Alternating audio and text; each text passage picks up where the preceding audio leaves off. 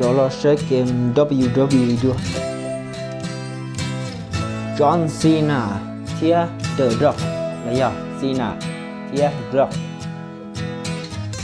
Cena suck and Rocky. Don't draw Roman Reigns and Brock Lesnar and Reigns. Và bé chơi khung nó kia nè. Đi thêm đầu em Brock Lesnar. F5 rồi John Cena. F5. John Cena him block one day. John Cena.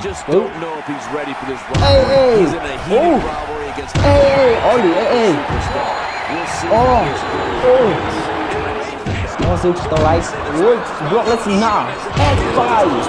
F5. Oh.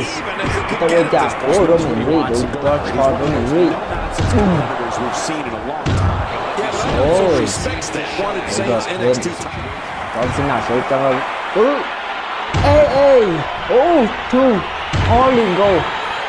Ollie cho Roman Reigns. Không chỉ có chứ. Superman Pop. Roman Reigns Superman Pop cho John Cena. Đúng gì nè. Oh, John Cena thêm. Đầu tay đâu đẩy rong lò đó. Ôi. Superman Pop rồi The Rock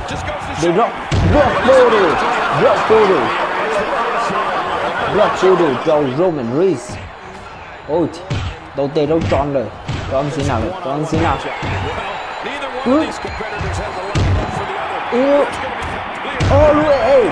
All the way. John Cena thêm The Rock.